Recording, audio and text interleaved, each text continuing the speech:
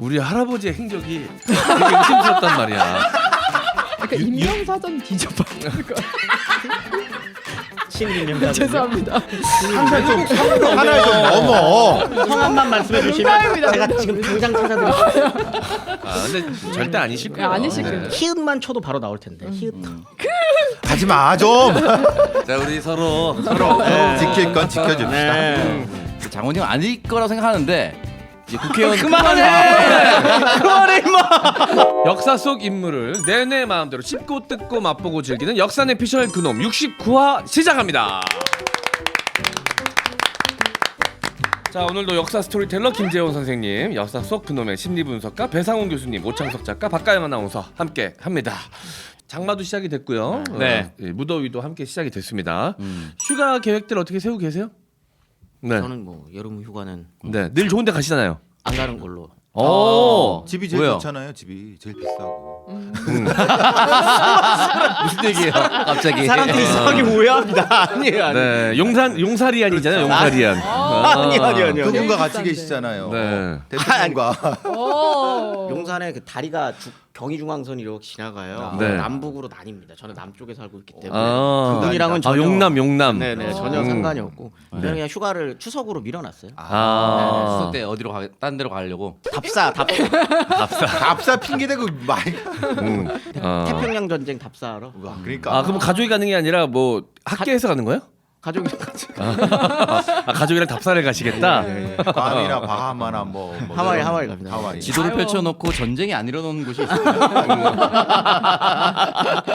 웬만한 곳은 다 전쟁이 있었기 때문에 미국 가도 미국 남북 전쟁 답사가 네. 된 거거든요. 아, 근데 이제 아이가 이제 아직 어리기 때문에 요 시기에 이제 가족 여행 같은 거 많이 해서 추억을 좀 만들어 주려는 의지가 좀 강하신 것 같아요. 작년 것도 전혀 거의 기억을 잘 못해서 그러니까. 그냥 뭐 이제 약간 그 감정만 남는데요. 가족들이랑 가족들이랑 이렇게 행복했던 그 감정만. 네. 뭐 그런 거라도 어쨌든 남는 거니까. 뭐 아이를 네. 위해서가 아니라 본인을 위해서.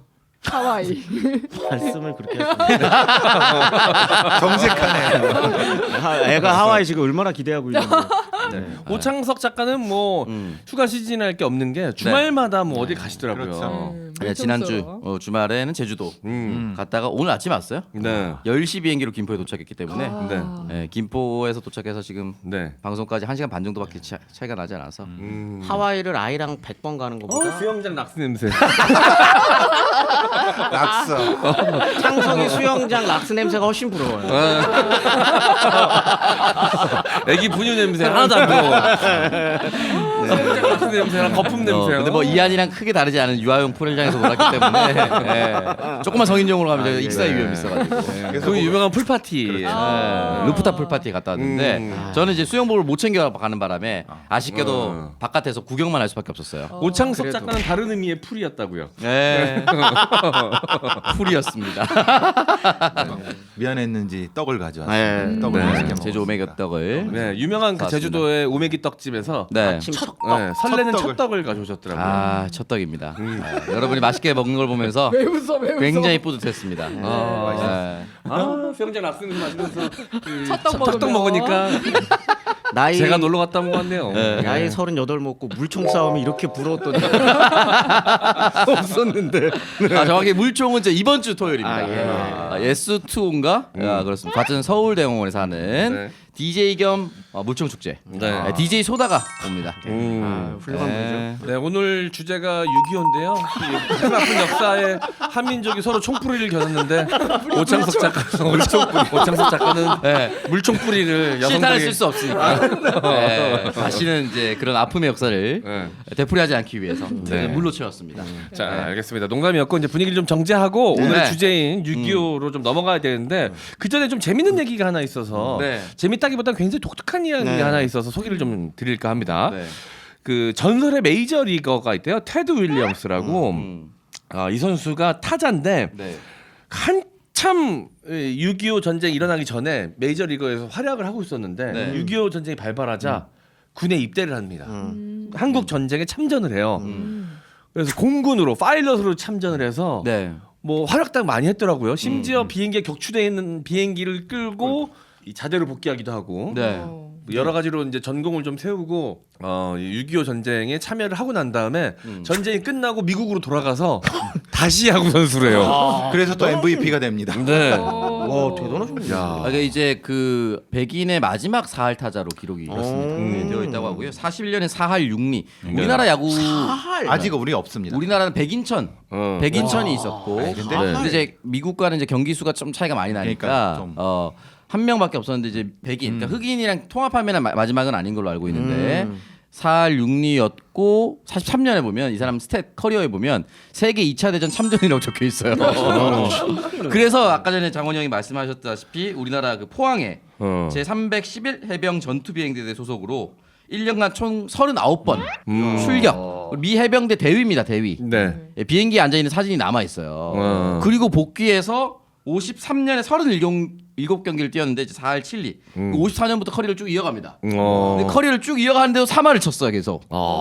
대단하다. 그래서 이제 테드 윌리엄스 하면은 참전을 빼면 미국에서는 베이브 루스와 거의 견줄 수 있는 유일한 선수다. 뭐 이렇게 몇 손가락 안에 드는 그 정도의 대단한 선수인데 비행기 타고 우리나라에 왔었던. 그러니까 이제 참전했었던. 그러니까 흔히 말하는 노블리스 오블리주를 실천한 운동 선수라는 그런 상당히 명예로운 것도 이 사람이 가지고 있고 네. 야구도 잘했어요 또. 네. 사실 이 사람이 우투자타.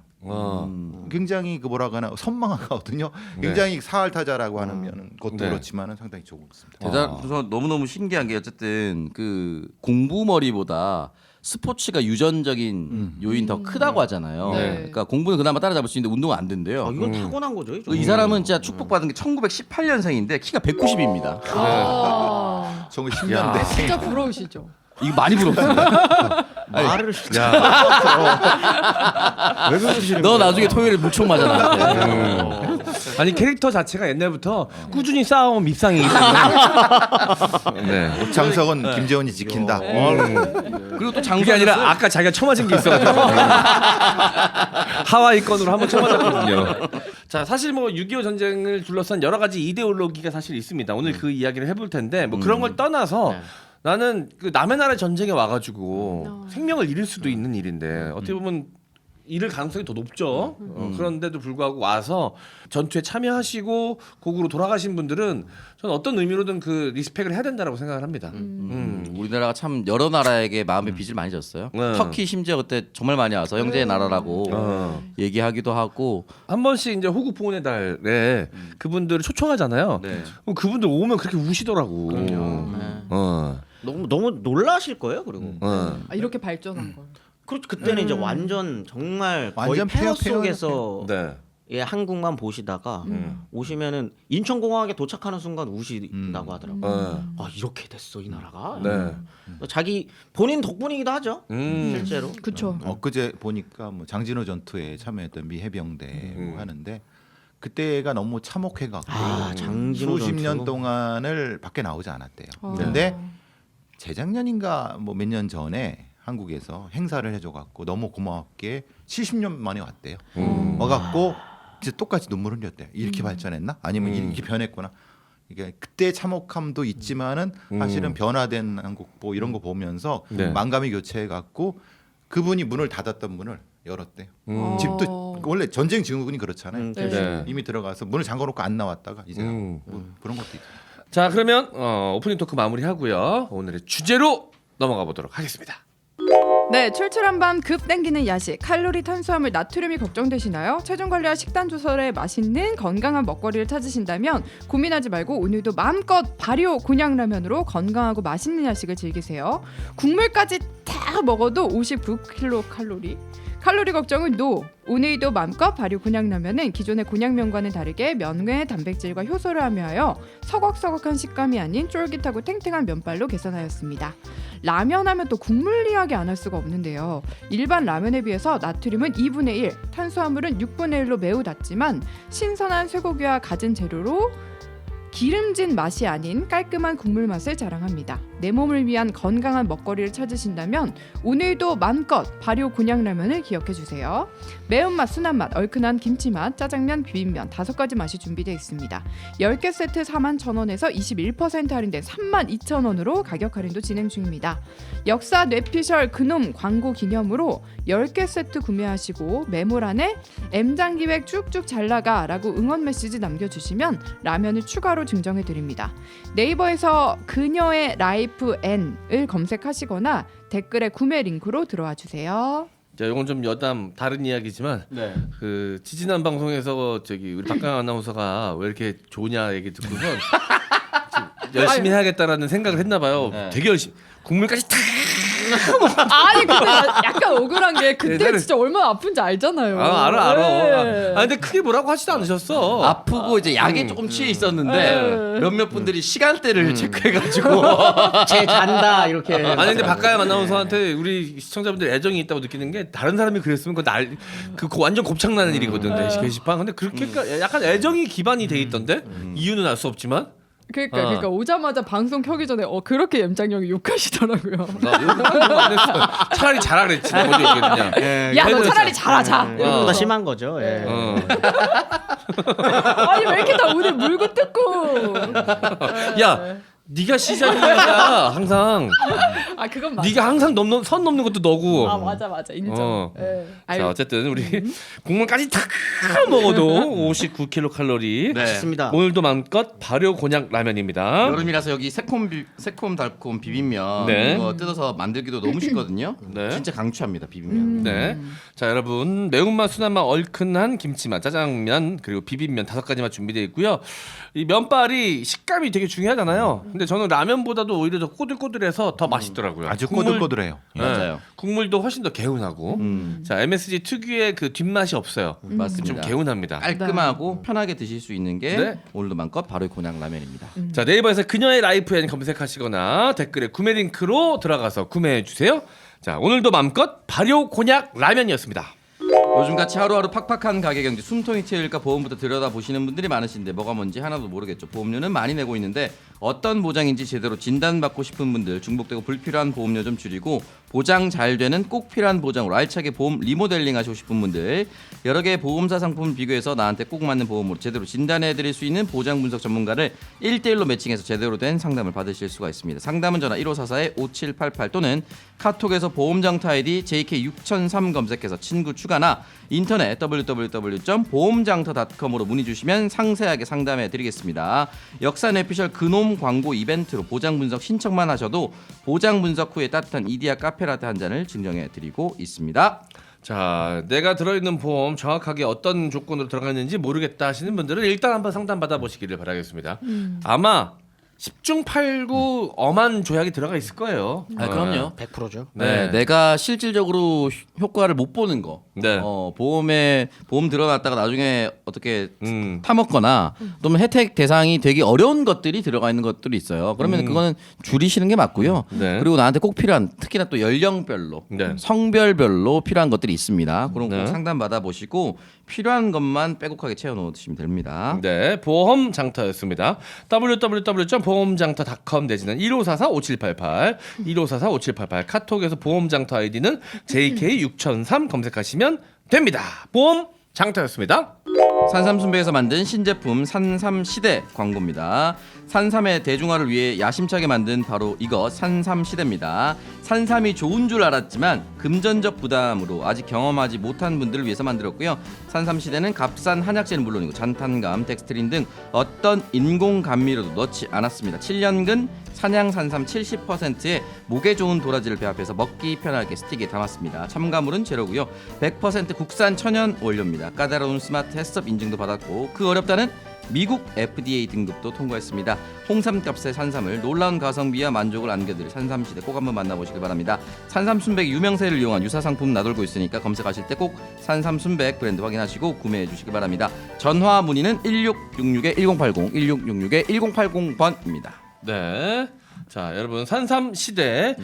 자, 온 가족 건강 지킴이 산삼으로 한번 해보시길 바라겠습니다. 네. 요거 하루에 하나씩 1+1이고 또 이 행사 상품을 또 잔뜩 보내주시기 때문에 맞아요. 온 가족이 같이 먹어도 이게 좀 오랫동안 드실 수가 있을 겁니다. 네, 그리고 지금 스틱형이기 때문에 들고 다니시기 역시나 편하시고요. 네. 여름이긴 하지만 집에서 매번 차가운 음료수만 드시기 좀 힘들면 요거 하나 따서 따뜻한 물과 산삼 차처럼 드시면 훨씬 네. 더 목에도 좋고 건강에도 좋습니다. 요새 특히나 그런 게 약간 밤에 덥다고 에어컨 틀고 자시면 진짜 주무시면 네. 진짜 목이 안 좋아지거든요. 목이 착 가라앉죠. 맞아요. 그러면 아침에 일어나면 칼칼해져 있어. 네. 이럴 때 딱 산삼이랑 도라지 배합, 네. 딱 산삼 순백 드시면 좋을 것 같다. 네, 여러분 산삼 시대 산삼 순백에서 만든 신제품입니다. 산삼 시대 광고였습니다.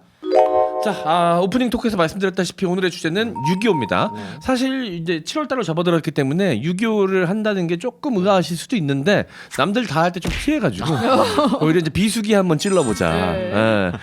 사실 뭐 시기라는 게 꼭 그때만 기억해야 될 필요는 없잖아요. 그럼요. 역사라는 게. 누구도 기억해야죠. 네네네. 자, 그래서 6.25 이야기를 조금 뒤늦게 한번 준비를 해 봤습니다. 지금까지 한국 전쟁 방송들을 보면은 그냥 전쟁의 어떤 그런 과정만 이야기를 했다면 네. 오늘 그냥 북한이라는 나라가 어떻게 만들어졌는지도 같이 한번 살펴보면 왜냐하면 그거가 분석이 돼야 네. 한국 전쟁 이해가 되거든요. 네. 사실 그 정치적 맥락 그렇죠. 그런 것도 상당히 중요한 부분입니다. 우리는 사실 그 부분을 뭐 애써 안 보려고 했을 네. 부분이 있었는데 오늘은 우리 오창승 작가의 냉철한 그럼요. 분석 이런 거 필요하죠. 네, 왜냐하면 또 갑자기 북한학과 또 진학을 네, 위해서 그렇죠. 그 네. 대학원을 가려고 준비했었던 북한 친구이기 때문에 대학원을 진학을 준비하는 건 사실이었으나 네. 네. MC 메타 형과 새벽 5시에서 클럽에서 놀다가 못 갔기 때문에 그 정도 큰 의지는 아니었다. 간을 보았다 정도로. 네. 하지만 준비는 했었다. 그렇지. 네. 홍대 한번 브라운에서 준비한 건 5시까지 사실이니까요. 그럼요. 네. 오늘 기대가 크다. 예. 준비만 한 거예요, 준비만. 네. 그날 이럴 새벽 거면 나도 그냥 사복고 준비할 거였어. 뭐 안 가고 그냥 나중에 준비했다는 거. 그렇죠, 뭐. 네네네. 그러니까. 자, 그러면 가보도록 하겠습니다. 어떤 이야기부터 시작하면 좋을까요, 선생님? 한국 전쟁을 뭐로 부르시나요? 명칭? 보통 6.25로 우리는 6.25 사변으로 배웠죠. 6.25 사변. 사변. 왜냐면 저는 사변. 전쟁의 명칭에 따라서 나이가 보여. 그렇죠. 어. 저는 사변. 저 6.25 전쟁. 6.25 전쟁. 6.25 전쟁, 6.25 사변. 우리 저희도 6.25 전쟁. 근데 한국 6.25 전쟁. 전쟁이라고 부르는 요즘 그냥 그렇게 하나요? 뭐라고 부르나요, 요새는? 이게 참 얼마나 전쟁 양상이 복잡하면 네. 전쟁 일이 너무 많아요. 전쟁 일이 너무 많습니다. 영어로는 코리안 워라고 하지 않나요, 그때?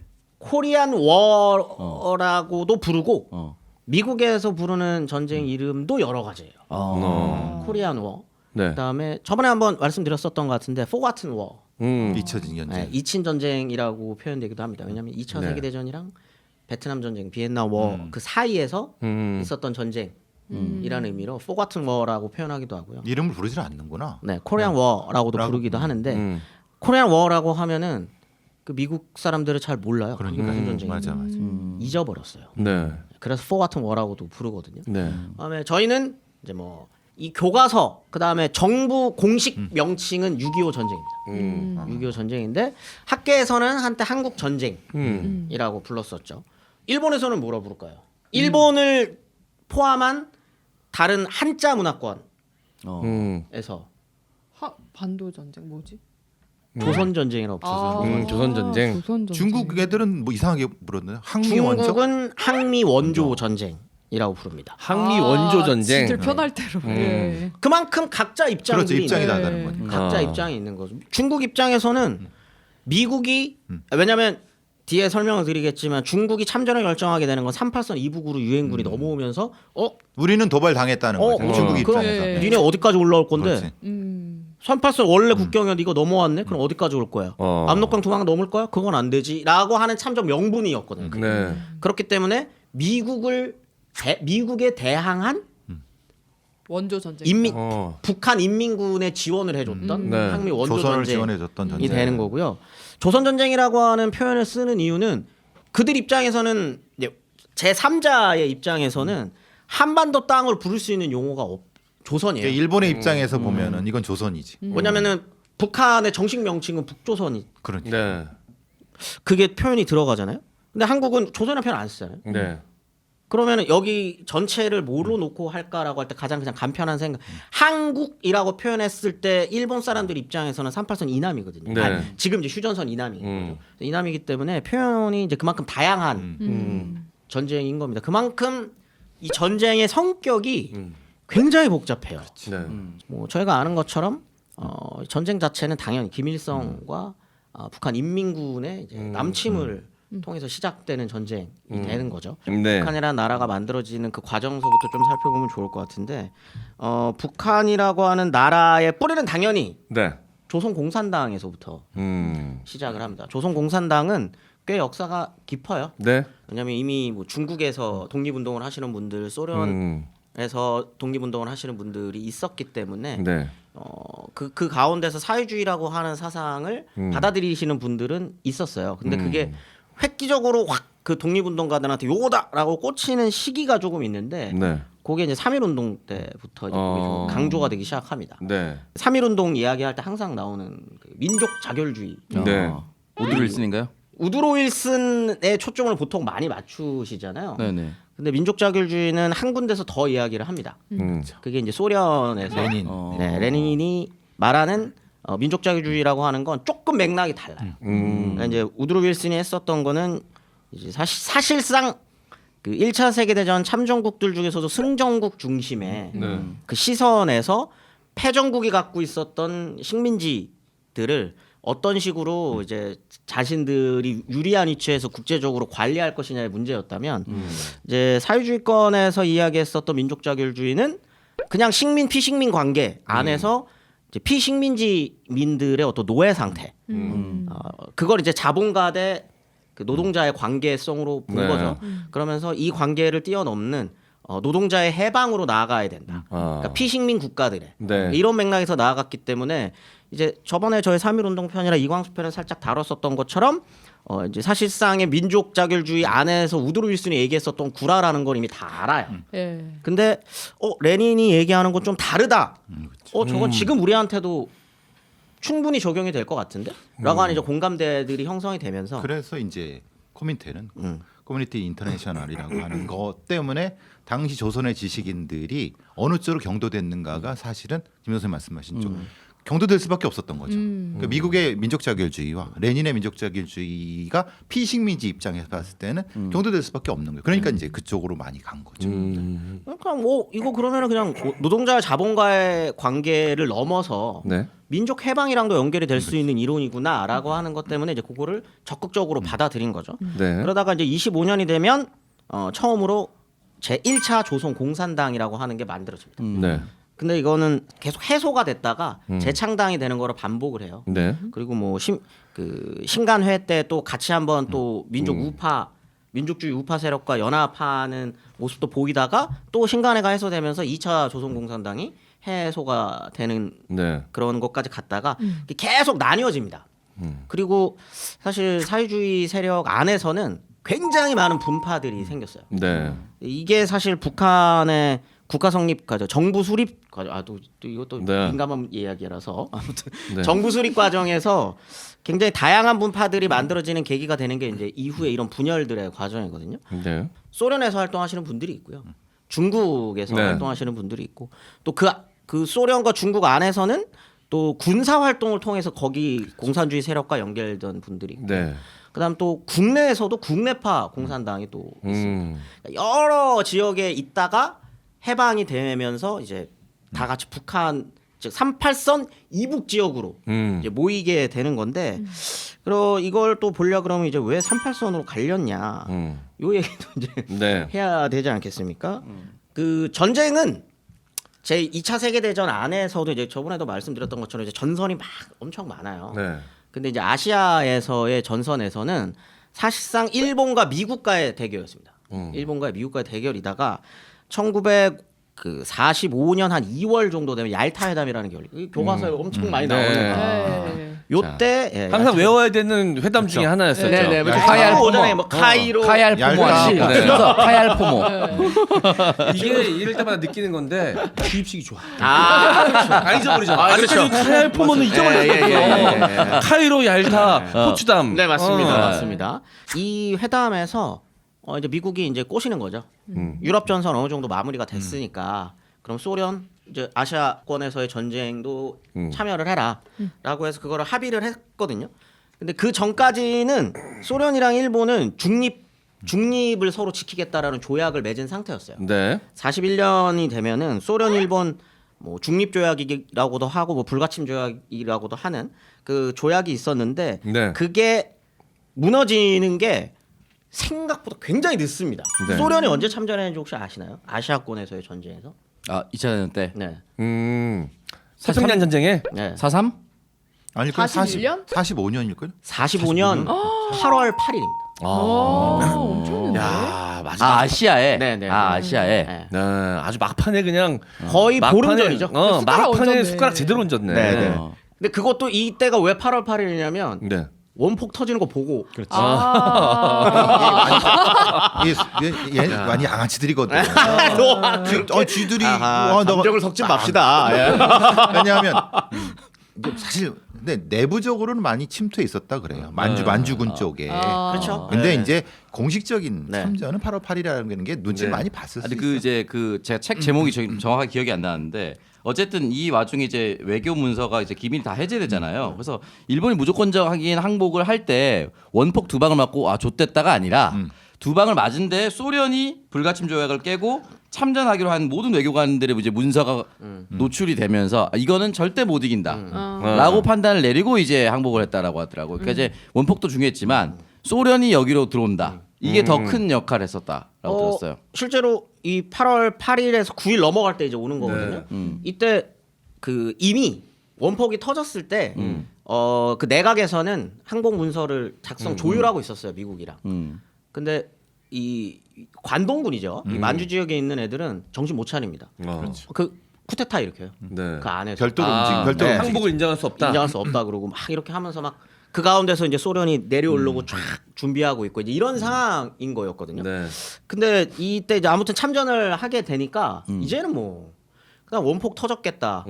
뭐 이젠 그냥 쭉 밀고 내려옵니다. 근데 이게 어떻게 보면 한국 입장에서는 이게 분단의 큰 원인이 됐죠. 되는 어떤 사건이기 때문에 네. 굉장히 어떻게 보면 좀 가슴 아픈 일인 건데 생각보다 소련군이 너무 빨리 내려와요. 굉장히 빠른 시간에 내려오고 이미 8월 9일, 11일이 되면은 네. 이미 그 지금 38선 이북 지역으로 소련군이 내려옵니다. 이미 들어와 있어요. 이미 들어오거든요. 그러니까 얘들은 이미 추정컨대 이미 들어와 있는데 들어와서 나중에 이제 선전포고했을 수도 있다는 생각이 들어요. 이미 어느 정도까지 그 속도를 봤을 때 그렇죠. 게릴라들이라든지 언제부터 그 게릴라들 많기 때문에 그 선을 통해서 근데 공식적으로는 인정하지 않지만은 들어와 있을 가능성이 높죠. 사실. 그때 좀 흥미로운 거는 8월 15일 항복 선언을 했는데도 전쟁은 계속합니다. 왜냐하면 거기 안에 관동군이 이미 네. 있었기 때문에. 관동원들은 계속 저항을 하고. 네. 그다음에 이 군의 배치상 조선군이 38도선이라고 하는 건 굉장히 오래된 선이에요. 예전에 일본이랑 러시아랑 서로 막 네. 그 19세기 말부터 20세기 초에 일본이랑 서로 뭐 어디까지 조선 어떻게 나눌래 이럴 때부터 38도선이 나오거든요. 네. 그러다 보니까 일본 입장에서도 군을 주둔시킬 때 관동군을 38선 2부까지로 해서 거기서 이제 하는 거거든요. 그러니까 관동군이 38선 2북에서 소련군이랑 계속 전쟁을 하는 거예요. 네. 8월 15일 항복을 했는데. 그래서 쭉 밀고 들어옵니다. 그래서 이제 8월 24일이 되면은 평양에 함락이 돼요. 그러니까 이게 우리 입장에서는 이상하잖아요. 8월 15일 날 네. 이미 해방이 됐는데 무슨 전쟁이야. 여기는 계속 전투 중인 거죠. 잔당 퇴치 그렇죠. 느낌이었네요. 네, 쭉쭉 밀고 들어오는 거죠. 그러다 보니까 이제 미국이 뭐야? 자기네들 머리 위에는 이미 전쟁이 끝났어야 전쟁이 되는데. 끝났고 네. 그다음에 이제 거기에 생각은 아마 관동군이 있는 한 만주국 정도를 소련이 퇴치를 해주면 네. 한반도까지는 관동군 주력만 좀 제거해주고 네. 대충 뭐 압록강이나 뭐 풍룡강 그 정도 선에서 약간 할 생각이었는데 너무 빨리 내려온 거잖아요. 너무 빨리 지금. 내려와요. 네, 너무 근데 빨리 그보다 생각보다 더 밑으로. 그렇죠. 밑으로. 근데 거기에는 일본 관동군 애들이 사실은 강할 줄 알았는데 싸우다가 퐁 또 쭉 밀리는 이게 황당한 상황이 벌어지는 거죠. 이미 사실 뭐 아까 말했던 그 카이로, 야일타, 포츠담을 이어가는 과정에서 한반도의 문제는 독립시킨다.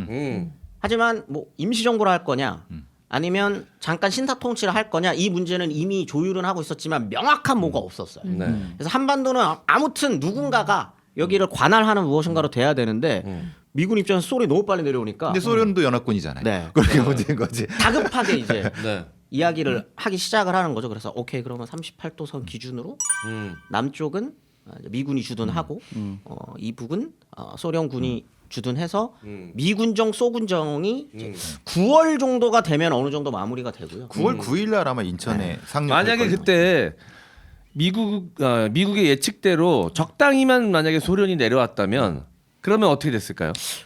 역사의 만약이라는 만약 거는 없지만 그냥 한번 내피셜 그렇게 더 되면 돌려봅시다. 사실 뭐 한반도라고 하는 표현들은 계속적으로 나오고 조선, 조선이라고 하는 표현이 나오는 거죠. 네. 조선 문제라고 네. 하는 게 계속적으로 됐으니까 아마 미군이 주둔했겠죠. 대신 미군이 이제 주둔했을 뭐 겁니다. 부동항 몇 개 달라는 것 정도의 협상이 있을 수도 있죠. 아무래도. 아 근데 이게 소련이 네. 가만히 안 있었어요. 그러니까 욕심이 많- 절대 가만히 있을 리가 그렇죠. 없기 때문에 이미 뭐 내려올 생각은 하고 있었고. 그럼요. 8월 8일에 전쟁을 시작할 때 네. 이미 8월 9일이 되면은 이미 동해안 쪽으로 지금 우리가 알고 있는 그 소련이랑 그 국경이 닿아 있는 지역을 그쪽 먼저 내려와요. 우리가 얘기하는 김일성의 88여단 이런 주력들이 이미 들어와 있었다 그러잖아요. 쭉 들어와. 이게 문제인데요. 그 이제 김일성의 88여단 같은 경우에는 전투 참여를 안 합니다. 정치 부대 같은 거 보죠. 아니요. 군부대가 있고 훈련은 계속적으로 했는데 이때 안 줘요.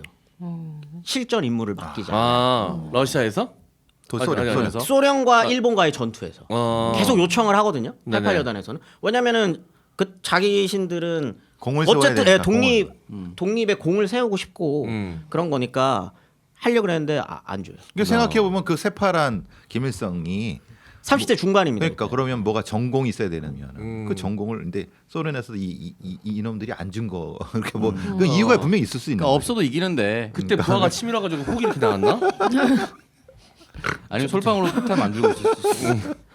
이게 굉장히 이게 우리가 아는 것과 상식과 좀 많이 다른 형태가 실제로 벌어졌을 수 있다는데 아무튼 뭐 그렇게 돼서 일단 분단이 되고 네. 미군정과 소군정으로 나뉘어지게 됩니다. 김일성이 굉장히 빠르게 북한을 장악했다라고 생각하시는 분들이 많아요. 그것도 왜군요? 절대 그렇게 될 수 없습니다. 절대 그렇게 될 수 없습니다. 이런 표현하기 좀 그렇지만 약간 이때까지 네. 그 소군정이 들어왔을 이 시기까지만 하더라도 네. 김일성의 영향력이라고 하는 게 좀 굉장히 낮아요. 물론 그런 이미지들은 있죠. 네. 어떤 보천보 전투 거의 그 보천보 전투가 일어났을 때만 하더라도 식민지에 있어서 그 한반도 안쪽에서 일본군과 싸웠었던 전투는 거의 없어요. 네. 그걸 지휘했었던 장군, 네. 김일성 장군이란 이미지를 이미 갖고 있는 사람이기 때문에 인지도는 조금 있지만 네. 그렇다고 해가지고 이 김일성과 김일성의 88여단이 무엇인가 뭔가 압도적인 무슨 활약을 활약을- 펼쳤느냐 네. 그러지는 않았기 때문에 네. 정치적으로는 인지도가 약간 낮았다. 인지도가 낮을 수밖에 없었고요. 그리고 그 안에서의 정치 역학 구도상 네. 메인스트림을 차지하기는 힘든 구조입니다. 여기서 이제 김지원 선생이 이제 네. 국적의 인정을 못 받는 거지. 백지 열정을 부정하는 거니까. 제가 그걸 무서워해야 되나요? 아니, 왜 인정을 받아야 되는 거야? 김 선생 아니 인정을 받으면 우리 채널도 위험해요. 아니 뭐 다 보내실라 그러시는 거예요? 우리 다 같이 가자. 왜 인정 받아야 돼? 어디가 무슨 소리 하시는 거예요 지금? 네, 전혀 그런 거 아니니까 네, 네, 상관없고 네. 이때는 크게 보면 네 가지 파벌이 있었다라고 생각하시면 편할 것 같아요. 연안파 이런 건가요? 그렇죠, 그렇죠. 우리가 들었던 연안파는 친중파, 중국의 친중파. 이제 연안 지역에서 활동하던 항일 조선의용군, 동문연군. 조선의용군 의용군. 출신의 여기 출신들이 이런 얘기하면 또 이 사람들도 한국 전쟁에 참전했던 인간들이라서 이게 비극인 거예요. 그러니까 이제 그 한국 전쟁 이전의 이력으로서 평가를 하는데 네. 좋은 평가를 하는데 그 좋은 단어가 나오면 한국 전쟁 이후의 사람들 그렇죠. 생각을 가졌을 때 어떻게 그 사람을 칭찬할 수 있냐? 그렇죠. 요걸 지금 맞아요, 경계하는. 맞아요. 네. 자신 있게 가세요. 근데 이 한국 전쟁 이전까지는 네. 한국 전쟁 이전까지는 네, 기준을 명확히 합시다. 네. 어마어마한 활동을 했던 사람들입니다. 항일로서. 네, 항일로서. 동북 한일 연군 뭐 이런 표현을 쓰는 동북한일연군이 이제 김일성 계열인 네. 거고 연안파는 조선의용군 출신으로 이제 국共내정 당시까지도 그 중공군에 소속되어서 네. 그 이제 그 전쟁을 수행했었던 사람이고 그 국共내정 이전까지는 중공군에 소속돼서 일본군과 싸웠었던 사람들이 이 굉장히 굵직한 사람들이 많아요. 김두봉, 김두봉. 우리가 유정. 아는 유정. 네, 뭐 최창익, 방호산. 음. 다 한국 전쟁 아, 참전한 그래서 인간들이라 문제가 되는 거예요. 그렇지만 아무튼 그 이전까지입니다. 이때까지는 네. 군사적으로는 엄청났었던 사람들이에요. 네. 항일 운동 자체에서. 중공군에서도 인정해 주는 네. 인정해 주는 사람들이었어요. 그리고 이제 한 파가 이제 소련파라고 네, 소련파. 해서 소련에서 활동했었던 사람들이 소련파랑 만주파로 나뉩니다. 이제 만주파가 이제 동북항일연군에서 활동하던 무리 몇몇과 이제 그 88여단으로 되어 있는 네. 그 사람들 김일성파. 김일성파라고도 불러요. 그렇죠. 요들이 이제 만주파고 나머지 소련파는 예전에 소련으로 넘어가서 소련에서 활동을 이미 하던 사람들. 허가이, 아마 20년대 그쪽에서 박창옥, 남일 뭐 이런 어. 이런 사람들이거든요. 소군정 시기에 행정을 담당하는 인간들입니다. 네. 요들이 실권자였네 그때. 사실상 실권자고 이 만주파들이 약간 그 각 조직의 리더를 맡는다면 네. 이들은 실무를 장악하고 있는 애들이 이제 소련파가 되는 거고요. 그것 못지않게 굉장히 굵직한 인간들이 국내파 네. 조선공산당 가장 대표적인 이제 박헌영이 되겠죠. 소위 남로당. 네. 요렇게 나뉘어져 있는 상태였기 때문에 여기에서 지금 우리는 김일성만 기억하지만 이때 당시 북한에서 이들은 엄청난 정치적 권한을 갖고 있는 사람들이에요. 네. 아니 사실 이 남쪽에서도 누가 주도권을 해방 이후에 누가 주도권을 가져갈 것인가로 물밑에서 경쟁이 엄청 치열했잖아요. 네, 그렇습니다. 네. 사실 뭐 굉장히 좀 뭐랄까 피 튀기는 경쟁이었잖아요. 그렇죠. 네, 그리고 이런 표현을 좀 쓰면서 서로 좀 거북해 하시는 분들이 있는데 네. 남쪽 안에서도 서로 간에 테러 행위를 합니다. 서로 총도 쏘고 용룡 선생님 총 맞아서 돌아갔어요. 네. 그러니까 뭐 암살 시도도 네, 하고. 암살 시도도 하고요. 이 말을 제가 꼭 드리고 싶은 게 이것도 사실 한국 사람들 특유의 한국 사람의 특징인지는 모르겠습니다. 외국인들은 어떻게 생각하는지. 네. 한국인들의 정치 혐오에서 비롯된 거예요. 정치인을 혐오하잖아요, 한국 사람들. 네. 맨날 하는 얘기가 국회의원 줄여야 된다, 막 이런. 그러니까 정치인들이 하는 일이 정치인데 정치를 혐오하다 보니까 네. 정치인을 혐오하게 되는 거거든요. 그러니까 이 표현 쓰면 굉장히 싫어하세요. 근데 이게 뭐냐면 독립운동 하셨던 분들이요, 해방이 됐잖아요. 네. 독립운동가들은 식민지 시기에 직업이 독립운동가입니다. 네. 그 이 사람들 해방 이후에는 직업이 뭐겠어요? 정치가죠. 정치인이에요. 이분들 다 정치인이거든요. 네. 이분들 입장에서의 정치라고 하는 것, 이 중차대한 시점에 앞으로 한국이라는 나라를, 이때는 한국이라는 표현보다는 뭐 조선이라고 하는 나라를 네. 어떠한 나라로 만들 것이냐의 싸움이. 네. 그럼 서로 목숨을 거는 거죠. 정권을 가져가야지 그러면. 임시 정부란 이름 자체에서 이미 정치적 행위가 네. 그렇죠. 들어가 있는 내용이고 보통 45년부터 이제 50년까지 해방 공간이라는 표현을 쓰잖아요. 네. 그래서 첫 번째가 이제 날조돼도 크로스 체킹하기 되게 좀 어려운 상황이 있는 거. 서로가 서로에게 유리하게끔 얘기하게 남아 있고, 두 번째는 저는 이 기간이 약간 기준 없는 다당제 체제라고 봐요. 이 기준 없는 다당제 체제라 보니까 누구한테 견제를 받지 않고 누구한테 정당한 절차를 밟지 않고 국민들한테 선택을 받다 보니까 그냥 죽이고 저거 먹고 우리가 거대 정당이 되면 되는 거거든요. 그러니까 파벌을 이제 정당이라고 제가 표현한 겁니다. 그러다 보니까 난립하다 보고 그토록 몇십 년 동안 이 조선이란 걸 해방시키고 나서 내가 꿈꾸는 세상을 이제 드디어 싫어하는데 옆에 있는 새끼랑 나랑 말이 달라. 맞아요. 죽여. 지금 뭐 객사했다. 이렇게 해도 넘어가는, 확인할 수가 없는 그런 시대였어요. 바로 죽이지는 않고 아니, 그러니까 그런 시대였어요. 이야기도 해보고 당연히 이야기를 해봤겠죠. 말도 해보고 이러다가 바로 죽이진 않겠죠. 뭐. 그러다 죽이면 말이 되냐? 얘기 많이 하고 죽이면 괜찮은 거야? 자, 근데요, 생각해 보시면 고려라고 하는 나라가 만들어질 때, 조선이라고 하는 나라가 만들어질 때, 그 짧은 그 시기에는 네. 언제나 이런 일이 벌어집니다. 네. 왜냐하면은 이때 나라라는 게 딱 정확하게 뭔가 중심점을 잡고 나아가지 않으면 사실 어떻게 될지 모른다고 다들 생각을 해요. 그리고 네. 저들이 나와 다른 생각을 갖고 있는 사람들이 위험하다라고 판단하던 시절이에요. 네. 그렇다고 해서 그때 당시 있었던 암살행위나 이런 것들을 다 제가 옹호하는 게 아니라 네. 이 그런 정치가 폭발하던 시점이었다는 거죠. 네. 그게 정치가 이제 폭발하던. 북이든 남이든 다 동일합니다. 공이 네. 동일하다. 음. 예. 그리고 동일합니다. 네. 김일성이 그렇게 대단한 인물은 아니었었다. 네. 거기까지 이거죠. 그런데 김일성이 가지고 있는 약간 유리한 점은 있습니다. 뭐죠? 그게 소 군정의 뒷배. 뒷배를 아. 타게 되는 거죠. 일단 김일성이라는 사람에 대한 인지도가 굉장히 낮았지만 소군정식이에요. 근데 소군정이 밀어주는 사람이 있다면 당연히 그 전세는 역전되게 마련인 거죠. 왜냐하면 이제 아까 말했잖아요. 연안파는 중국의 중공군과의 어떤 그런 연결이 있었던 뒷배가 사람이고 있었죠. 독자적인 어떤 군 세력을 갖고 있는 사람들이죠. 거기에다가 뭐 국내파 싫어하거든요, 소련. 박헌은 굉장히 경계합니다. 왜냐하면 국내에서만 활동했고 물론 소련과 연결이 돼 있지만 뭔가 이렇게 딱 봐도 박헌영 사진 보시면 그 관상이 과학은 아닙니다. 꼬장꼬장하게 생겼거든요. 말 안 들어요.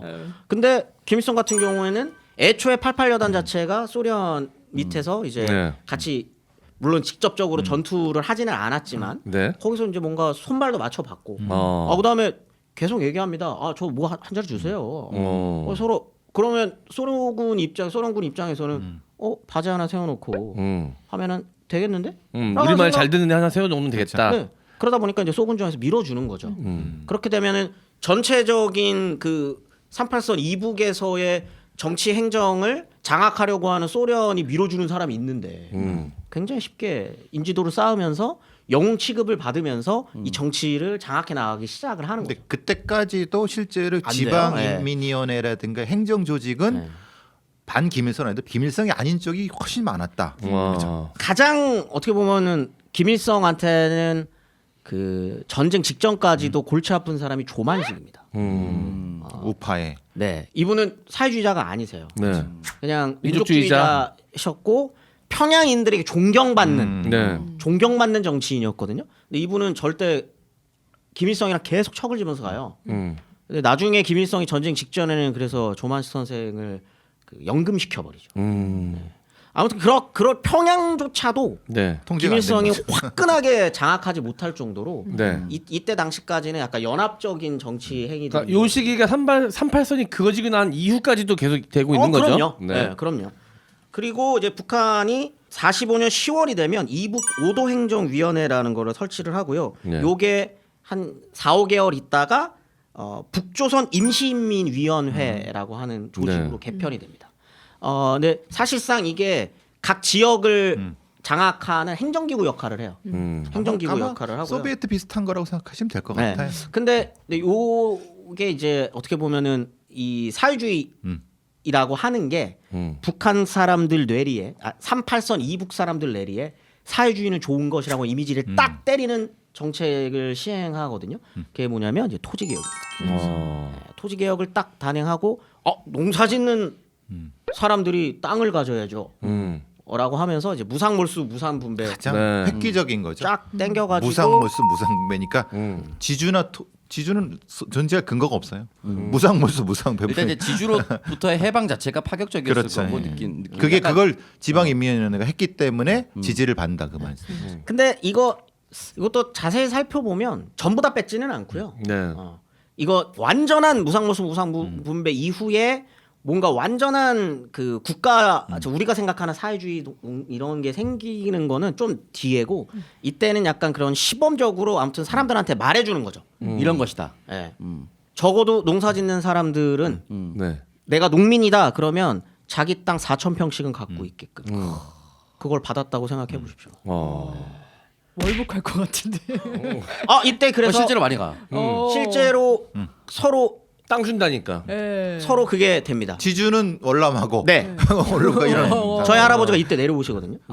이때 이제 지지셨구나. 월남을 하시는데 오. 아니 왜냐면 이거는 땅뿐만 아니라 저희 할아버지 왜냐면 이게 자료가 많이 남아 있지는 않아요. 네. 북한 쪽에 자료들이 남아 있을 테니까. 근데 이제 저희 할아버지는 이때 통장을 뺏기셨대요.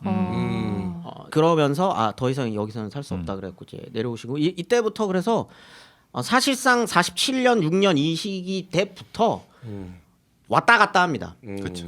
왜냐면 이제 눈에 보이잖아요. 어떤 식으로 38선 이남북이 갈라질지. 그 심리는 충분히 이해돼요. 땅이 없던 사람이 땅을 받을 수 있다고 하니까 올라가는 것도 이해되고 통장 가지고 있었는데 뺏겼는데 C8 내려갈게.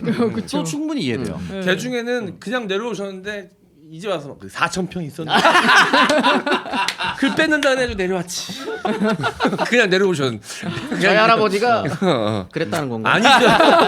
아니죠. 저 딱 집어서 얘기한 게 없습니다. 그냥 개 중에는 아니, 뭐가 그런 분도 찔리나 본데? 그러니까 개 중에는 그런 분도 섞여 있을 수 있다. 말 만들기 좋아하시는 분들이 있잖아요. 심지어 내려오지 않았는데 원래 여기 살았음에도 불구하고 개성 한옥마을에 절반 내 거였는데 내가 내려와 살았잖아 이렇게.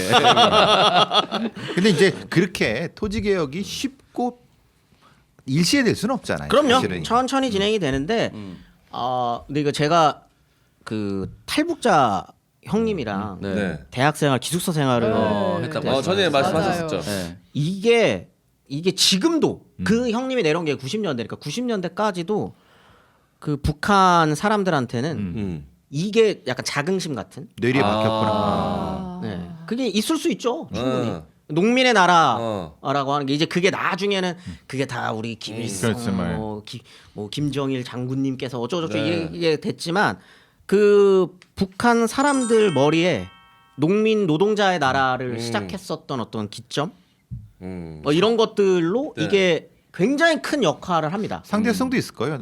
남조선은 무상몰수 무상분해가 아니었잖아요. 그러니까. 그다음 그 마을마다 비석 같은 게 있대요. 표지석 같은 게.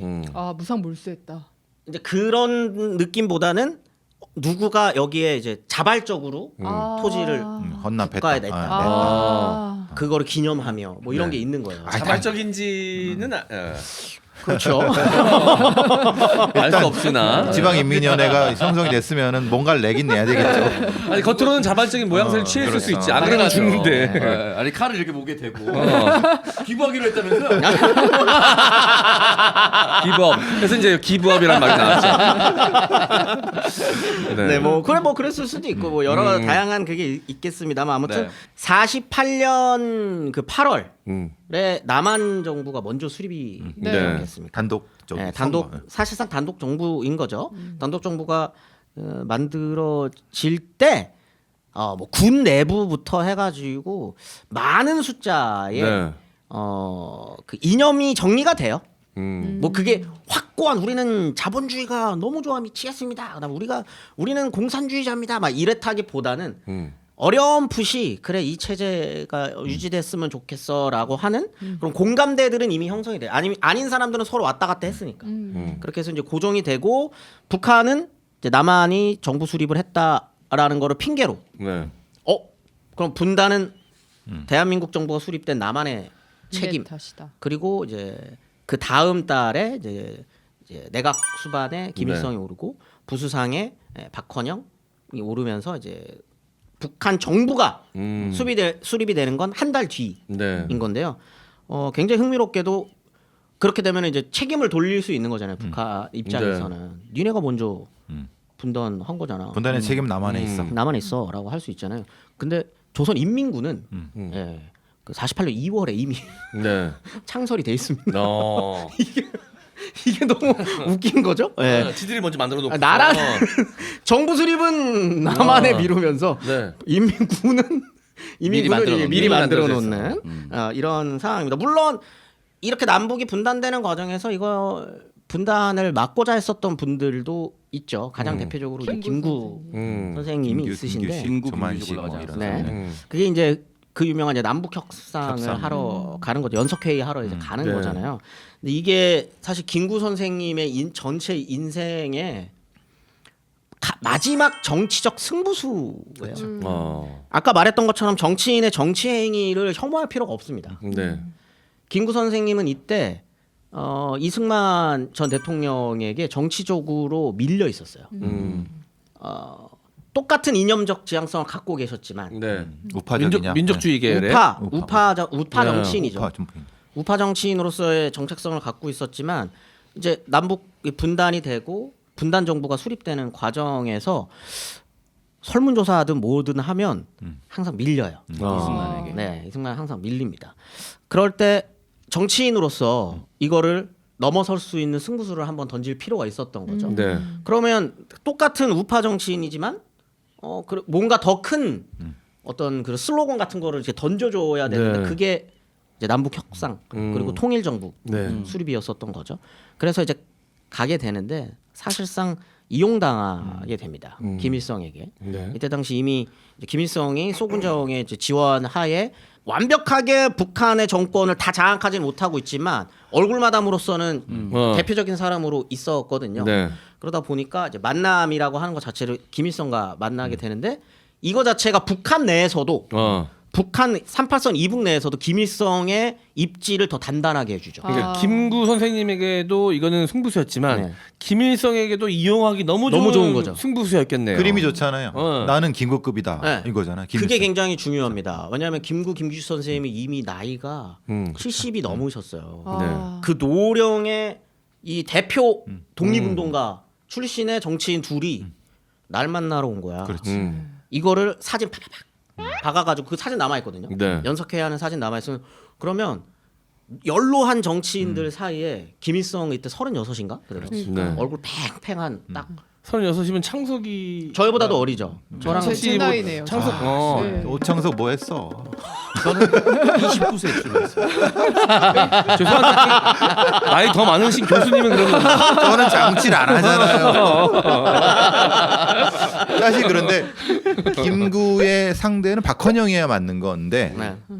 또 김일성이 치고 올라. 급으로 급으로 따진다면은 따진다면. 당시 급으로 따진다면은 적어도 박헌영. 그럼 약간 나이도 상세가 됐겠네요. 그렇죠. 그리고 나는 경력도 상세가 되는. 이들이 나를 만나러 올라와주는 정도의 급인 사람 정도란 이미지가 생길 수 있었던 거죠. 근데 그래서 더욱 네. 당시에 김구 선생님이 북한의 대표로 만날 수 있는 사람이 사실 힘은 미약했으나 김일성밖에 없었잖아요.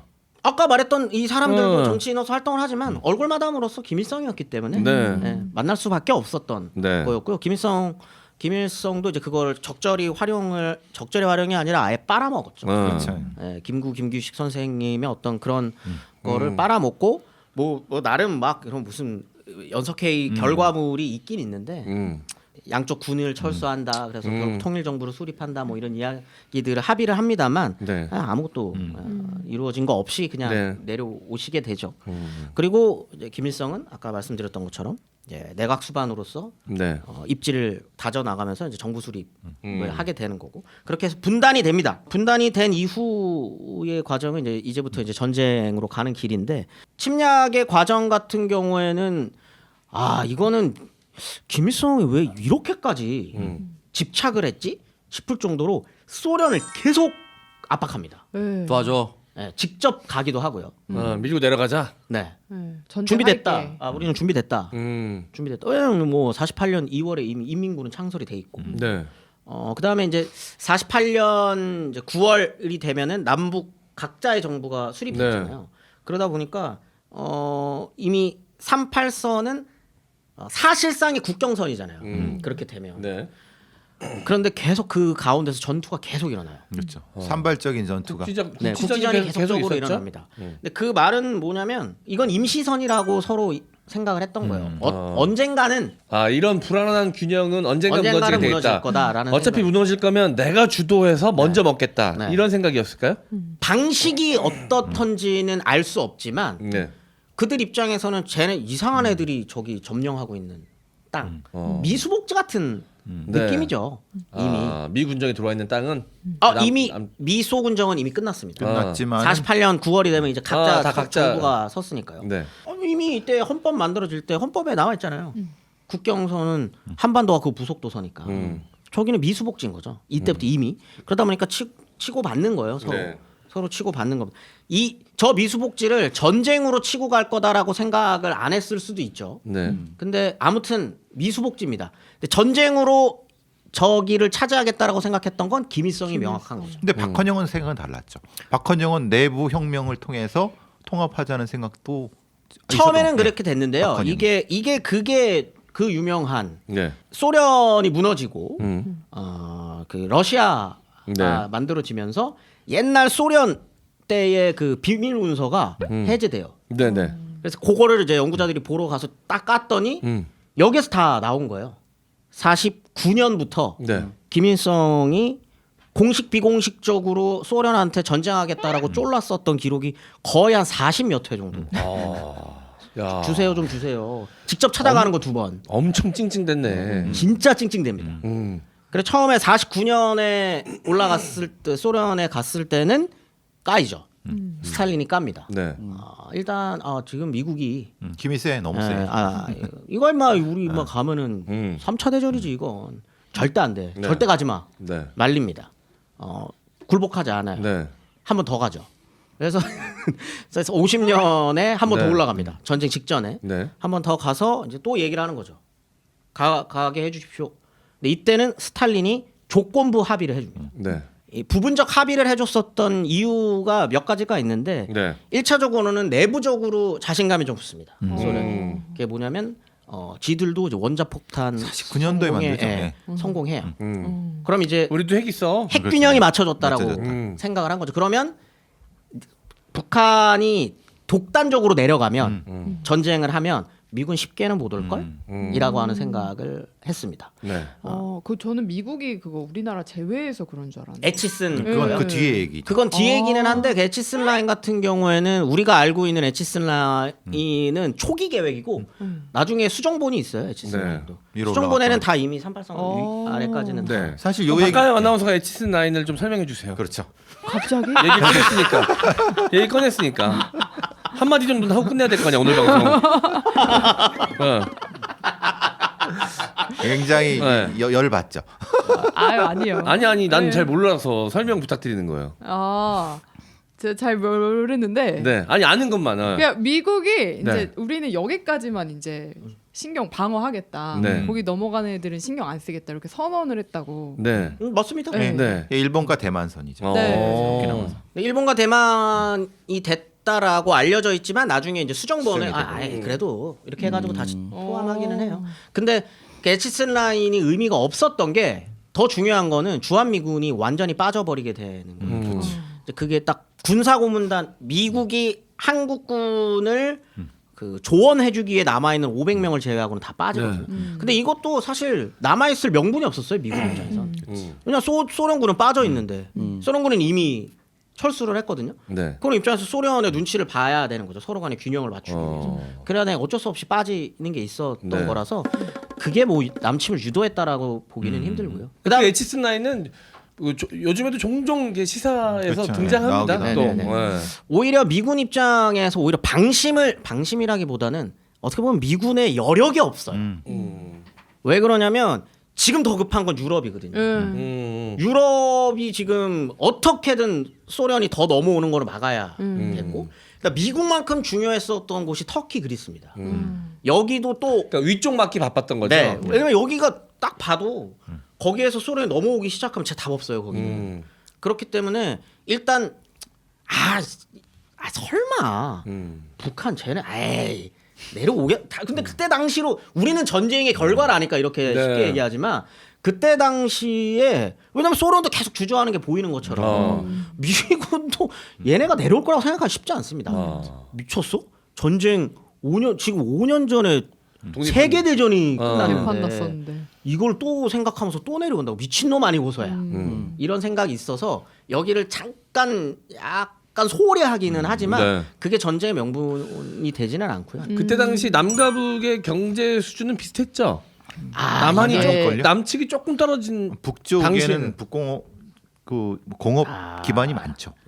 이거를 사실 뭐 1대1로 비교하기는 힘듭니다. 네. 왜냐면 이미 식민지 시기에 농업과 공업의 균형은 지역별로 깨져요. 네.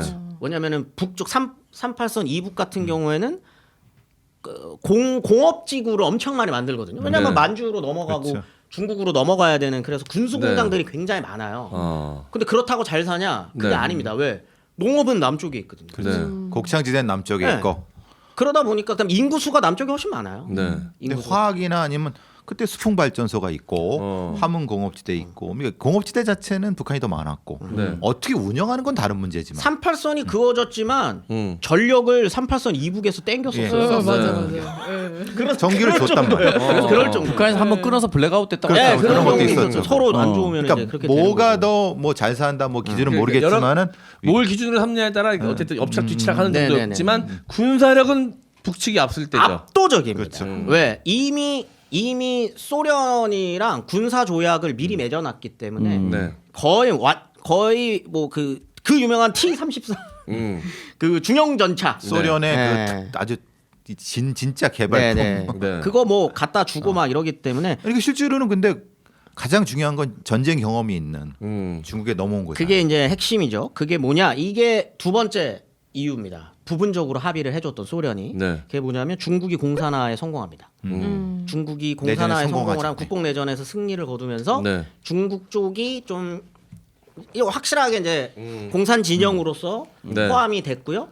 그러다 보니 국共내전에서 활약했던 조선의용군 출신 이 연안파라고 불리는 애들은 미리 가 있었지만 네. 실제 전투를 하고 있었던 이 군인들이 적게는 25,000에서 많게는 5만까지도 보거든요. 네. 3개 사단, 2개 사단. 이들이 이 어떻게 보면은 뭐예요? 전쟁 경험을 지금 그렇죠. 몇 년을 실전 경험을 쌓았었던 네. 이들이 지금 북한 인민군으로 소속이 되는 거예요. 그러니까 정예 부대가 최정의 정예죠. 부대입니다. 와. 최정의 부대입니다. 이 최정의 부대가 왔어요. 중국의 국공내전에 참전했었던 사람들이 이제 인민군으로 흡수가 된다는 그렇죠. 얘기죠. 완전 백전노장 베테랑들이잖아요. 네. 다. 그들이 이제 포함이 된 거고 거기에다가 아까 말했던 것처럼 미군이 철수합니다. 그럼 소련 입장에서는 요 정도면은 해볼만. 요 정도면 해볼만. 하지만 소련은 직접 참가하지 않는다. 네. 왜? 그러면은 미군이 바로 들어올 거니까. 예. 오케이. 그러면 내가 명분은 준다. 군 지원은 군사적 지원은 해주되 네. 군은 안 가. 그러면 이제 김일성 입장에서 그럼 나 어떡하라고요. 네. 이렇게 됐을 거 아닙니까? 지금 러시아 우크라이나 전쟁에 미국의 스탠스도 그렇잖아요. 네. 직접 나서진 않지만 되게 무기는 다 비슷해요. 대주잖아. 네. 그런 정도. 네. 어떡하라고요? 라고 했을 때 이제 나오는 게 그러면 마오한테 네. 합의를 받아가지고 와. 마오쩌둥. 어. 거기에서 합의를 해주면 되잖아. 그거 내가 푸시해줄게. 라고 해서 스탈린을 만나고 바로 중국으로 이동해서 마오에게 딱 갔더니 마오는 그럼 니들이 또 조선의용국 우리 국共내전할 때 도움도 주고 했는데 우리 뭐 이 정도면 뭐 혈맹 아니겠어? 라고 네. 지원 약속해주고 위험한 시 우리는 간다라고 하는 거를 약속을 받고 돌아가게 되죠. 근데 이때 박헌영의 역할이 큽니다. 박헌영이 이때 외무상이자 이제 부수상인데 박헌영이 스탈린을 꼬시는 과정에서 굉장히 중요한 양념을 쳐주죠. 네. 요게 어떻게 보면은 나중에 박헌영 스스로가 숙청당하게 되는 계기가 지지 되는데요. 몰락의 네네. 핵심이죠. 네. 뭐라고 양념을 치냐면 전쟁을 시작하면 일주일 만에 끝낼 수 있다. 왜 일주일 만에 끝내느냐? 우리가 군도 세지만 자기는 이제 남로당의 총수였었던 그게 있는 거거든요. 남쪽 지역의 공산주의 세력을 책임지는 사람이에요. 네. 전쟁이 딱 시작되면 20만 남로당원들이 빨치산으로 들고 일어나가지고 안에서도부터 흔들 안에서부터 것이다. 흔든다. 그러니까 전쟁은 시작과 동시에 전후방이 없다. 한 방에 끝난다. 그 중에 하나가 박정희다. 네. 그런 얘기는 안 했습니다. 박상이다 정도. 박상이 두고 그런 얘기 안 했어요.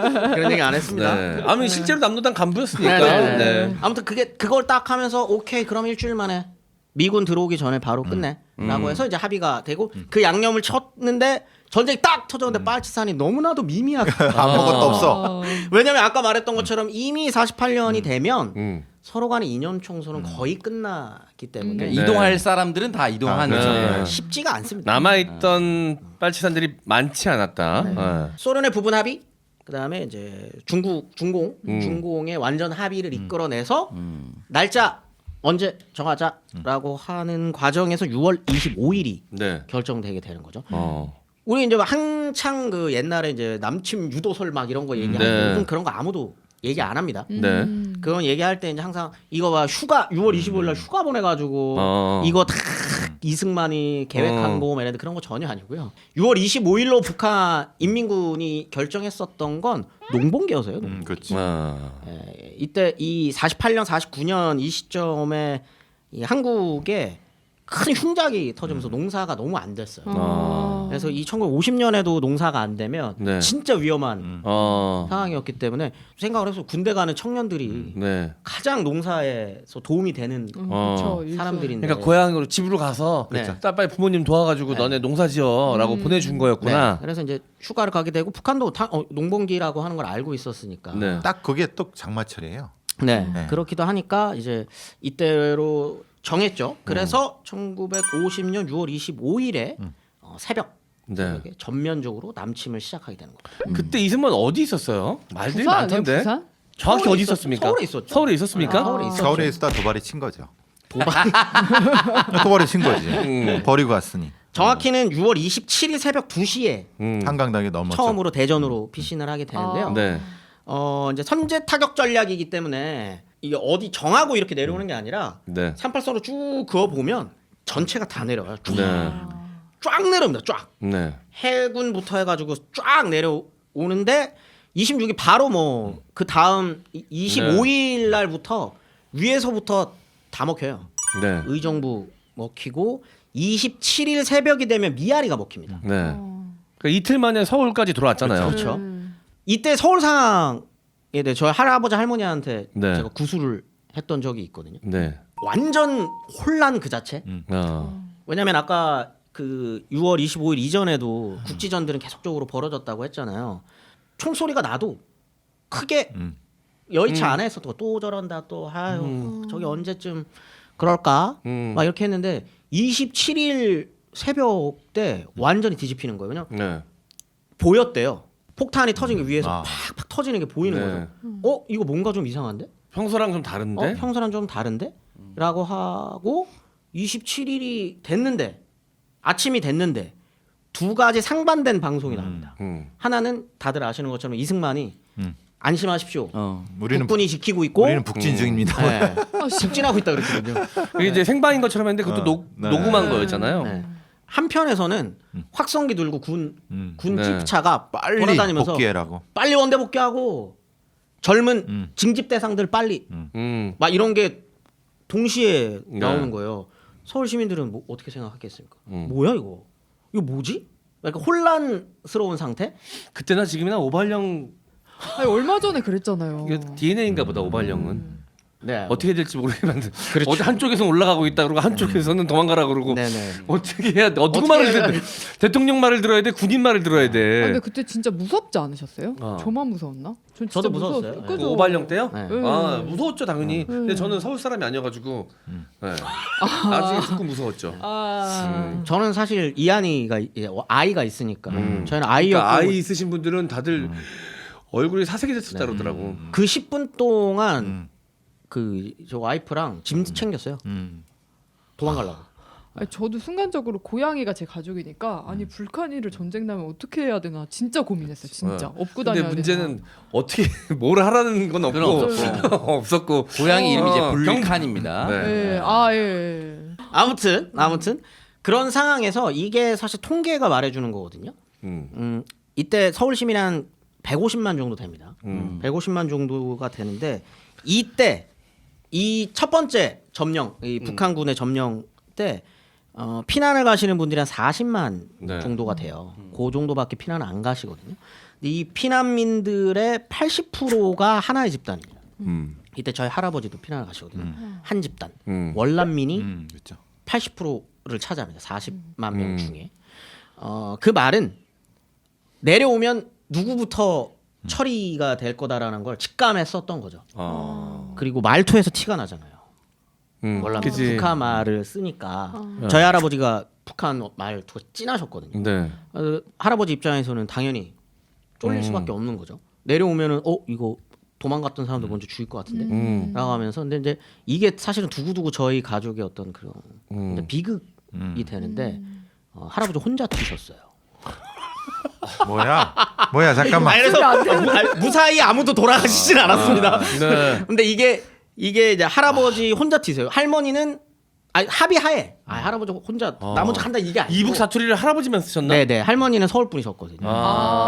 근데 그러면 그럴만하네. 네 그래서 그러면 그러니까 내가 이 가족과 가다가- 함께 있는 것 자체가 네네네. 우리 가족에게 위협이 될 수 그치. 있다라. 네. 이거는 할아버지가 혼자 도망가신 게 아. 표현을 이상하게 하셨네.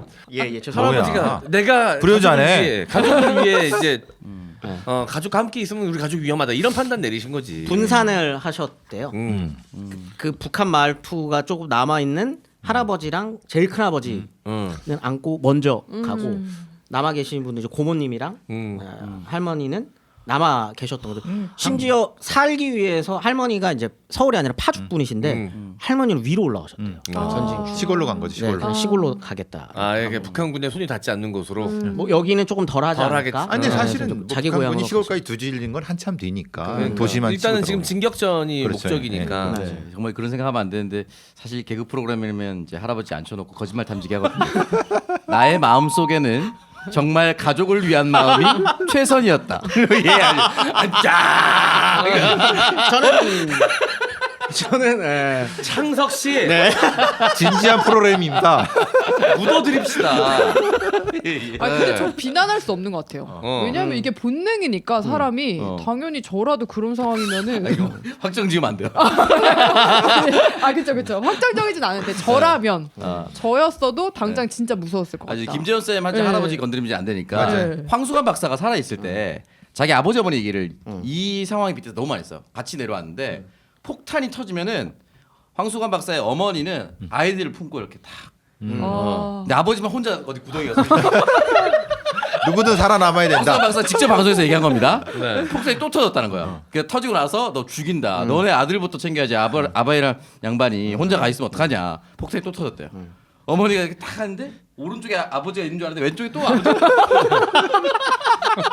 그거를 아버지가 3번을 그렇게 하셔서 이게 아마 웃으면서 얘기할 수 있는 건 그래도 살아남으셨기 때문에. 그랬을 맞아요. 거야. 황수 맞아요. 박사님이 왜냐면 직접 나서 말씀하신 네. 겁니다. 저희 할아버지 할머니도 똑같았어요. 이때 이야기하면서 이제 할머니 무사히 저희 가족 중에는 피해를 받으신 분들은 너무 다행이다. 있는데 천만 다행이네. 그러다 보니까 이제 할머니는 두고두고 그런 얘기를 하시는 거죠. 전양반이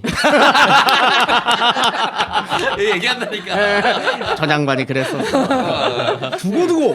두고. 근데 이게 아마 각자 그 할머니 할아버지 분들 이제 선생님 같은 경우에는 이제 아버지 어머니한테 여쭤보시면 각자 자기 가족의 드라마 한 편씩이 있습니다. 다 있지. 이 네. 한 당시에 네. 드라마. 선택할 수밖에 없었어요. 네. 가족 전체를 가지고 어디로 가?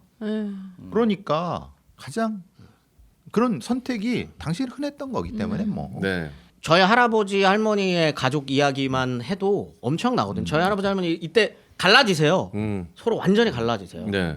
그 할아버지는 대전까지 내려가셨다가 그다음에 할머니는 파주에 계시다가 나중에 이야기할 145태 때 내려오시는데 그때는 수원에 머무르셨어요. 수원에. 근데 할아버지는 대전까지 갔다가 어딘지 이제 좀 더 모르고- 북진을 하고 있으니까 파주로 가셨겠지. 아니요 수원에 어. 파주로 가시는 게 맞는데 파주로 안 가시고 좀 더 안전해질 때까지 기다려보겠다라는 서로 생각이셨는지 수원을 갔더니 어씨 여기 있어. 진짜입니다. 진짜입니다. 파주에 있는 거 아니야? 그래서 수원에 가셨어요. 그래서 만나셨고. 근데 근데 만나기가 어렵죠. 그때 무슨 전화 그러니까. 핸드폰이 있는 것도 아니고. 어떻게 근데 만나? 할머니는 수원에 145태 때 내려오셨고 할아버지는 이제 큰아버지 데리고 있다가 그냥 수원에 있었는데 수원에 뭐 거점이 있으셨나 보네. 아무것도 없었어요. 와 근데 그냥 근데 수원에 그냥 수원. 진짜로. 기적같이 만난 거네요. 진짜 드라마. 어떻게 만나냐면 두 분 다 사셔야 되니까 장사를 그렇죠. 하셨대요. 장에서 할머니는 떡 장사를 하셨대요. 떡을 이렇게 파는 장사를 하고 있었고 할아버지는 담배 장사를 하셨대요. 네. 군납 거 빼돌려 그렇죠, 가지고 빼돌려. 그거 이제 파는 장사를 했는데 정말 우연히 같은 동네에 살았었던 분 한 분이 네. 이제 그 수원에 또 와서 만난 거죠. 어. 근데 할아버지를 먼저 만나셨대요. 어. 그 팔달시장인가 수원에 네. 팔달시장 네. 유명하죠. 거기에서. 그래서 뭐 이렇게 얘기 와너 살았구나. 어. 이야 너 그래 나중에 한번 꼭 여기 와가지고 술이나 한잔 하자 하고 가고 다른 그분이 이제 그분이 딴 데 가가지고 가다가 저희 할머니도 만난 거예요. 할머니 다 만나서 아이고 그래 아이고 저기 아이고 두 집은 참 생활력도 좋아 둘 다 나와가지고 장사를 하고 있네 막 이런 얘기를 하시니까 할머니 뭔 얘기야 무슨 얘기야 그랬는데 그랬는데 할머니를 만나고 할아버지를 만났으면 할아버지는 어디 가서 그래 이럴 텐데 할아버지를 만나고 할머니를 만나는 바람에 그렇게 왜 저희 할아버지는 왜 집안 운명의 장단이야. 이게 이 순서도 중요했네. 할머니가 그걸 듣고 무슨 얘기야? 라고 하고 저기 있는데? 김씨 아저씨 저기서 담배 장사하고 이런 떡을 엎고 할머니가 고모를 안고 이 사람이 올라왔으면 나를 먼저 만나야지 이렇게 서로 눈물에 네, 드라마의 의미는 좀 달랐을 수 있겠네요. 연결해 주신 분 할아버지한테 좀 많이 따였어요. 그분은 죄가 없지. 그분 자 그러지 마. 평생 해로하셨어. 나는 무서워서 못 물어보겠어. 우리 할아버지, 우리 할머니한테. 우리 할아버지의 행적이 되게 의심스럽단 말이야. 아니 근데 그때는 뭐 살기 위해서 아니 일제 시대 때 일본으로 가셔서 중앙대를 나오셨단 말이지. 아이고 엄청 그럼 엘리트시네. 그리고 해방 이후에 미 군정에서 또 일을 하셨단 말이지. 미군 쪽에서. 여기 전에 얘기했잖아. 초 엘리트죠. 약간 인명사전 뒤져봐야 되는 거. 신임명사. 죄송합니다. 좀 항상 좀 하나 좀 넘어.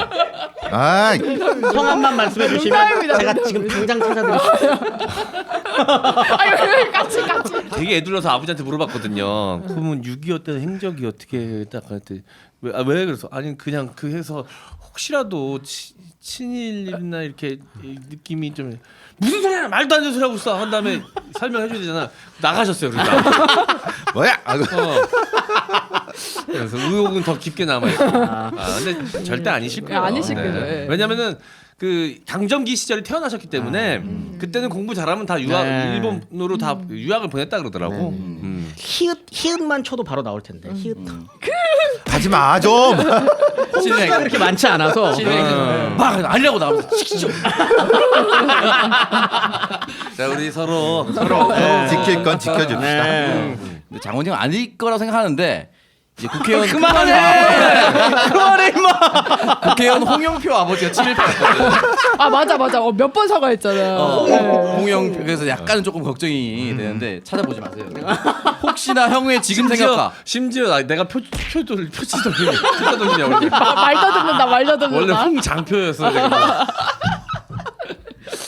자 덮읍시다. 네. 덮읍시다. 그래요. 네. 아무튼 그 정도로 서로 간의 드라마 한 편씩은 이거 진짜 아, 드라마다.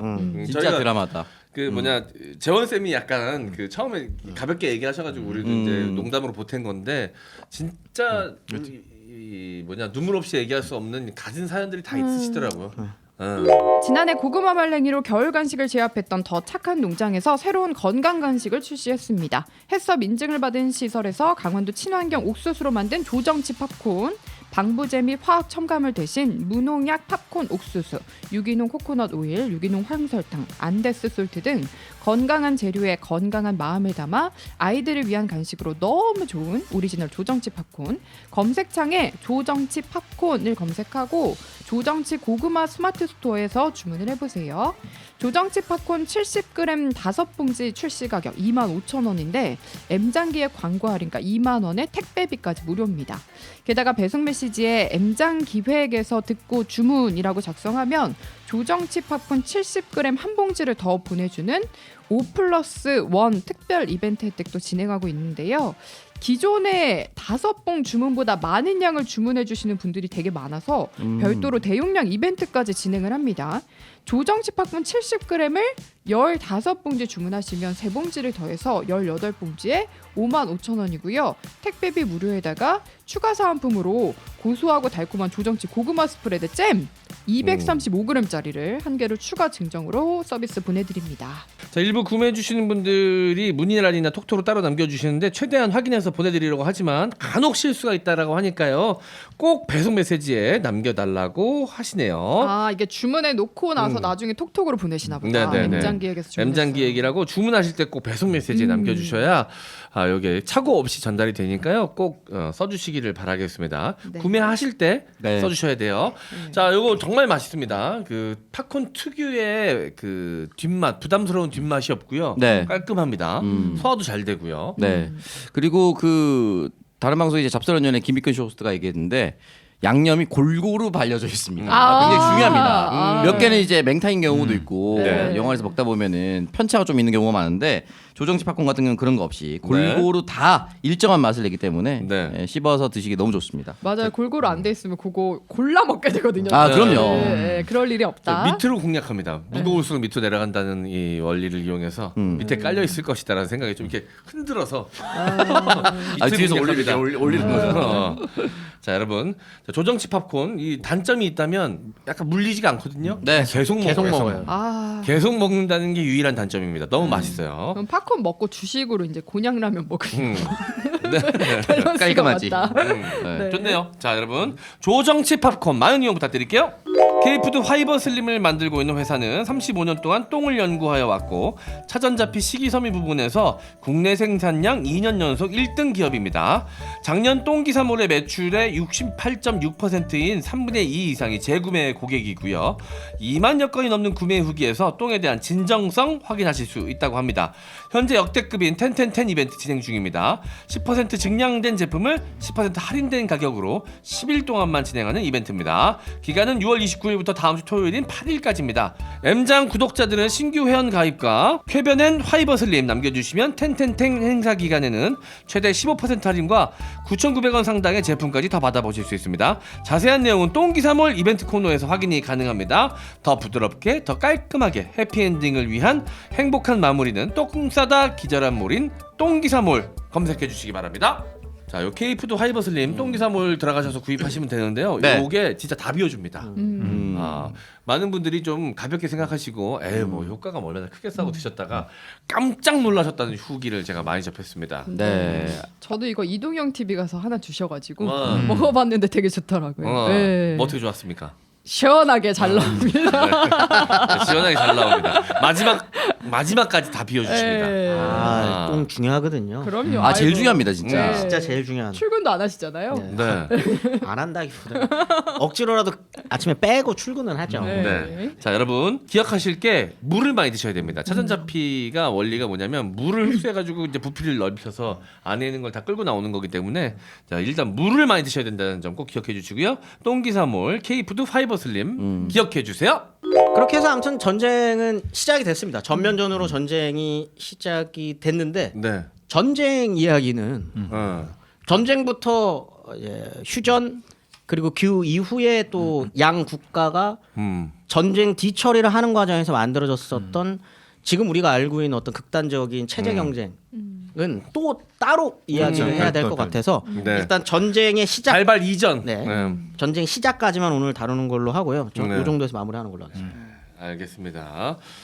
자 오늘 조금 뒤늦게 6월이 지나긴 했지만 사실 뭐 시기가 중요한 역사는 아니기 때문에 이게 다시 한번 좀 생각해보자는 의미로 6.25 이야기를 나눠봤고요. 저희는 다음 주에 또 재미난 역사 이야기로 돌아오도록 하겠습니다. 감사합니다. 안녕.